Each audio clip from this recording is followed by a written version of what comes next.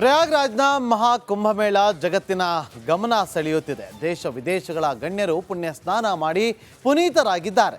ಇವತ್ತು ಪ್ರಧಾನಿ ನರೇಂದ್ರ ಮೋದಿ ಅವರು ಕೂಡ ಪುಣ್ಯ ಸ್ನಾನ ಮಾಡಿದ್ದು ಸಂಗಮದಲ್ಲಿ ವಿಶ್ವಕ್ಕೆ ಸನಾತನ ಸಂದೇಶವನ್ನ ಸಾರಿದ್ದಾರೆ.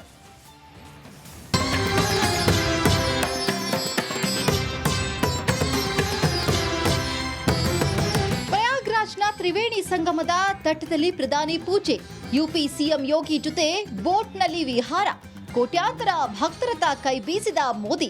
ಸಂಗಮ ಘಾಟ್ನಲ್ಲಿ ಪಿಎಂ ಪುಣ್ಯ ಸ್ನಾನ, ರುದ್ರಾಕ್ಷಿ ಮಾಲೆ ಹಿಡಿದು ಜಪ.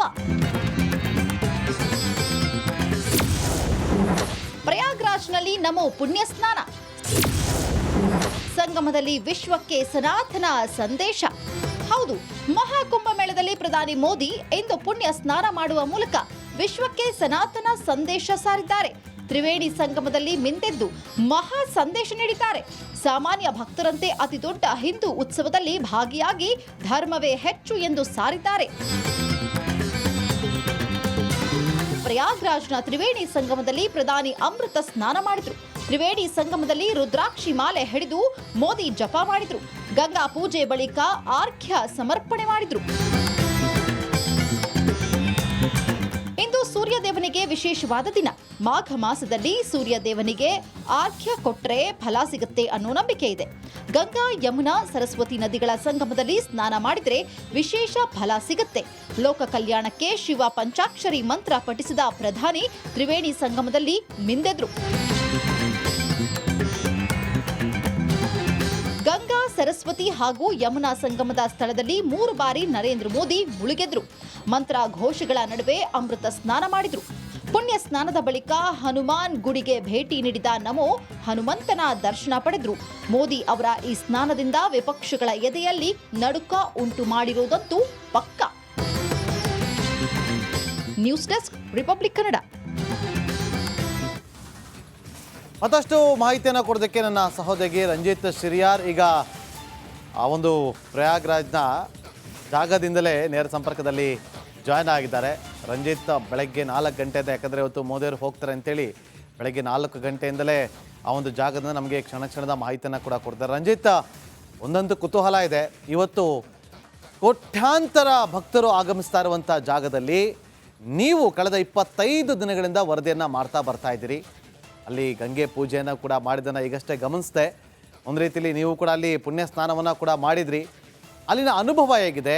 ಭಕ್ತರು ಬರ್ತಿದ್ದಾರಲ್ಲಿ, ಅವರಿಗೆ ಯಾವ ರೀತಿಯಾಗಿ ಅಲ್ಲಿ ಒಂದಷ್ಟು ಅಡಚಣೆ ಆಗದಂತೆ ಕ್ರಮಗಳನ್ನು ತೆಗೆದುಕೊಳ್ಳಲಾಗಿದೆ? ಇವತ್ತು ನರೇಂದ್ರ ಮೋದಿಯವರು ಬರುವಂಥ ಸಂದರ್ಭದಲ್ಲೂ ಕೂಡ ಭಕ್ತರಿಗೆ ಯಾವುದೇ ರೀತಿಯಾದಂಥ ಅಡಚಣೆ ಆಗಲಿಲ್ಲ ಅಂತೇಳಿ ಪ್ರತಿಯೊಬ್ಬರು ಕೂಡ ಅಂದ್ಕೊಳ್ತಿದ್ರು.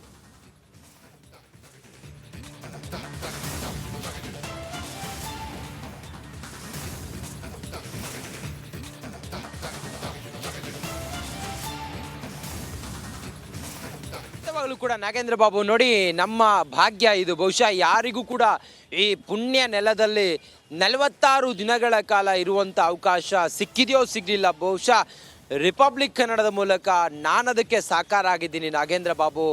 ಈ ಪುಣ್ಯ ನೆಲದ ಪಾದ ಸ್ಪರ್ಶ ಬಹುಶಃ ಒಂದು ರೀತಿಯಲ್ಲಿ ಬೇರೆ ರೀತಿಯ ರೋಮಾಂಚನ. ಅದು ಎಷ್ಟೋ ಜನ ಈ ಗಂಗೆಯ ಮಡಿಲಲ್ಲಿ ಮಿಂದೇಳಬೇಕು ಅಂಥೇಳಿ ಅಂದುಕೊಂಡಂಥ ಜನ ಎಷ್ಟೋ ಜನ, ಮಹಾಕುಂಭದಲ್ಲಿ ನಮ್ಮ ಸಾಕ್ಷಾತ್ಕಾರವನ್ನು ಕಂಡುಕೊಳ್ಬೇಕು ಅಂಥೇಳಿ ಅಂದ್ಕೊಂಡವ್ರು ಎಷ್ಟೋ ಜನ. ಅದರ ನಡುವೆ ನಾವಿದ್ದೀವಿ ಅನ್ನೋದೇ ನಮ್ಮ ಪುಣ್ಯ, ನಮ್ಮ ಭಾಗ್ಯ ಎಲ್ಲವೂ ಕೂಡ ನಾಗೇಂದ್ರ ಬಾಬು.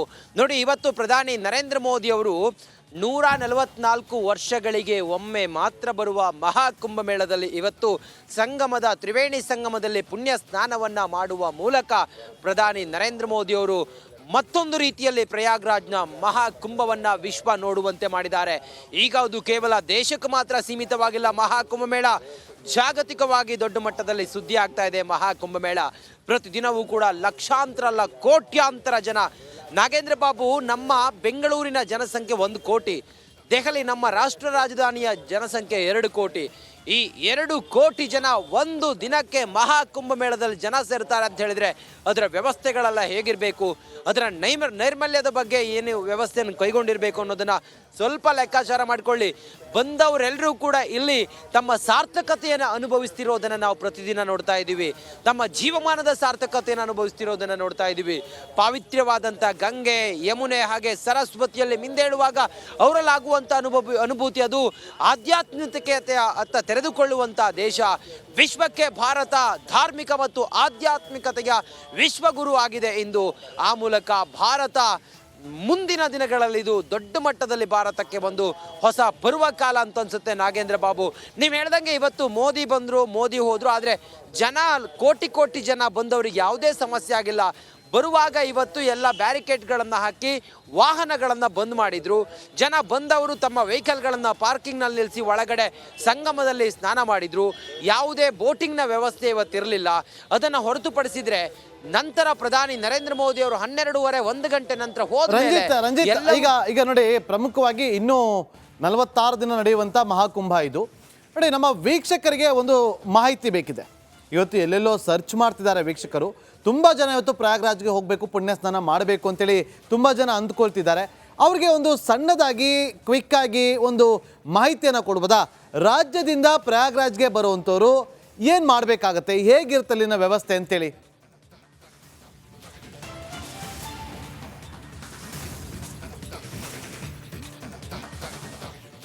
ವಾದಂಥ ಗಂಗೆಯಲ್ಲಿ ಮಿಂದೇಳ್ತಾ ಇದ್ದೀವಿ. ಆ ಮೂಲಕ ನಾವು ಕೂಡ ಈ ಕೋಟಿ ಜನರ ಜೊತೆಗೆ ನಾವೊಬ್ಬರಾಗಿ ಈ ಪುಣ್ಯವಾದಂಥ ಗಳಿಗೆಯನ್ನ ಸಾಕಾರಗೊಳಿಸ್ತಾ ಇದ್ದೀವಿ. ನಾಗೇಂದ್ರ ಬಾಬು, ಕೇಳಿಸ್ತಾ ಇದೆಯಾ? ರಂಜಿತ್, ಏನು ಗೊತ್ತಾ, ಈಗ ನಮ್ಮ ವೀಕ್ಷಕರಿಗೆ ಒಂದು ಸಣ್ಣದಾಗಿ ಒಂದು ಮಾಹಿತಿಯನ್ನು ಕೊಡಿ. ಇಲ್ಲಿಂದ ನಮ್ಮ ರಾಜ್ಯದಿಂದ ತುಂಬ ಜನ ಅಲ್ಲಿಗೆ ಬರಬೇಕು ಅಂತ ಅಂದ್ಕೊಂಡಿರ್ತಾರೆ. ಅದು ಇವತ್ತು ಟ್ರೈನಲ್ಲಿ ಹೋಗ್ತಿದ್ದಾರೆ, ಫ್ಲೈಟ್ಗಳಲ್ಲಿ ಹೋಗ್ತಿದ್ದಾರೆ, ಬಸ್ಗಳಲ್ಲಿ ಹೋಗ್ತಿದ್ದಾರೆ, ಕಾರ್ಗಳನ್ನ ಮಾಡ್ಕೊಂಡು ಹೋಗ್ತಾರೆ. ಈ ರೀತಿಯಾಗಿ ಬರೋವಂಥವ್ರಿಗೆ ಅಲ್ಲಿ ಯಾವ ರೀತಿಯಾಗಿ ವ್ಯವಸ್ಥೆ ಇರುತ್ತೆ, ಇಲ್ಲಿಂದ ಬರೋರು ಏನು ಮಾಡಬೇಕಾಗತ್ತೆ, ಅದ್ರ ಬಗ್ಗೆ ಒಂದು ಮಾಹಿತಿ ಕೊಡ್ಬೋದಾ ರಂಜಿತ್?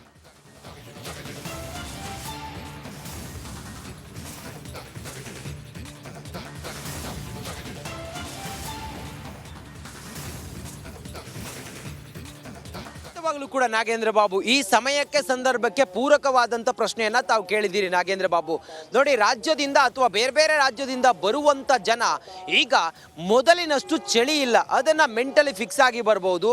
ಅದರ ಹೊರತಾಗಿ ಇಲ್ಲಿ ಬರುವ ಜನ ಮೊದಲು ಸಂಗಮದಲ್ಲಿ ಪುಣ್ಯ ಸ್ನಾನವನ್ನ ಮಾಡಬೇಕು. ನೋಡಿ, ಒಂದು ನಿಯಮದ ಪ್ರಕಾರ ಅಥವಾ ನಮ್ಮ ನಂಬಿಕೆ ಪ್ರಕಾರ ಸೂರ್ಯ ಉದಯಕ್ಕೂ ಮುನ್ನ ಸ್ನಾನ ಮಾಡಬೇಕು, ಅದಾದ ನಂತರ ಸೂರ್ಯ ಅಸ್ತಕ್ಕೂ ಮುನ್ನ ಸ್ನಾನ ಮಾಡಬೇಕು ಅನ್ನೋ ವಿಚಾರ ಇದೆ. ಹಾಗಾಗಿ ಒಂದು ದಿನಕ್ಕೆ 2 ಬಾರಿ ತಾವು ಸಂಗಮದಲ್ಲಿ ಸ್ನಾನ ಮಾಡಬಹುದು. ಅದರ ಹೊರತಾಗಿ ಬರುವ ಜನರಿಗೆ ಊಟದ ವ್ಯವಸ್ಥೆಯಿಂದ ಹಿಡಿದು ಎಲ್ಲ ಭಂಡಾರಗಳಲ್ಲೂ ಕೂಡ ಅವರಿಗೆ ಯಾವುದೇ ಹೊಟ್ಟೆ ಹಸಿವಿನಿಂದ ಇರಬೇಕಾದಂಥ ಸಂದರ್ಭವೇ ಬರೋದಿಲ್ಲ. ಆನಂತರ ಹನುಮಾನ್ ಗಡಿ ದೇವಸ್ಥಾನಕ್ಕೆ ಹೋಗೋದು ಇಲ್ಲಿ ಬಂದವರೆಲ್ಲರೂ ಕೂಡ ಮಾಡ್ಕೊಂಡು ಬರಬೇಕಾದಂಥ ರೂಢಿ. ಅದರ ಜೊತೆಗೆ ಇನ್ನೊಂದು ಪ್ರಮುಖವಾದ ವಿಚಾರ ಅಂತ ಹೇಳಿದ್ರೆ, ಬಹುತೇಕ ಜನ ಇಲ್ಲಿನ ಗಂಗಾ ಜಲವನ್ನು ತೆಗೆದುಕೊಂಡು ಹೋಗ್ತಾರೆ. ಫ್ಲೈಟ್ನಲ್ಲಿ ಬಂದವರಿಗೆ ಒಂದು ಸೂಕ್ಷ್ಮ ವಿಚಾರ, ಗಂಗಾ ಜಲವನ್ನು ತಾವು ಕುಡಿಯುವ ಬಿಸ್ಲರಿ ಅಥವಾ ಕುಡಿಯೋ ನೀರು ಬಾಟ್ಲಲ್ಲಿ ತೆಗೆದುಕೊಂಡು ಹೋದರೆ ಫ್ಲೈಟ್ನಲ್ಲಿ ಎಲ್ಲವೂ ಇದೆ. ಇಲ್ಲದ ಹೊರತು ಕ್ಯಾನ್ಗಳಲ್ಲಿ ತಾವೇನಾದರೂ ಕ್ಯಾರಿ ಮಾಡ್ತೀವಿ ಅನ್ನೋದಾದರೆ ಬಹುಶಃ ಕ್ಯಾನ್ಗಳಲ್ಲಿ ಗಂಗಾ ಜಲವನ್ನು ತೆಗೆದುಕೊಳ್ಳೋದಕ್ಕೆ ಅಲೋವ್ ಮಾಡೋದಿಲ್ಲ. 2 ಲೀಟರ್ವರೆಗೂ ಕೂಡ ಗಂಗಾ ಜಲವನ್ನು ಮಾತ್ರ ಕ್ಯಾರಿ ಮಾಡೋದಕ್ಕೆ ಅವಕಾಶ ಇದೆ. ಇದೆಲ್ಲವೂ ಕೂಡ ಬರುವಂಥ ಯಾತ್ರಿಕರು ಮನದಲ್ಲಿಟ್ಕೊಳ್ಬೇಕು. ಇನ್ನು ಇಲ್ಲಿನ ರೂಮಿನ ವ್ಯವಸ್ಥೆ ನೋಡ್ತಾ ಇದ್ರೆ ಆರಂಭದಲ್ಲಿ ಸ್ವಲ್ಪ ಕಾಸ್ಟ್ಲಿ ಅಂತೇಳಿ ಅನಿಸಿದ್ರು ಕೂಡ ಈಗ ಇಲ್ಲಿರುವಂಥ ಎಲ್ಲ ಮನೆಗಳಲ್ಲೂ ಕೂಡ ಅವ್ರಿಗೆ ಉಳ್ಕೊಳ್ಳೋದಕ್ಕೆ ಅವಕಾಶ ಇದೆ.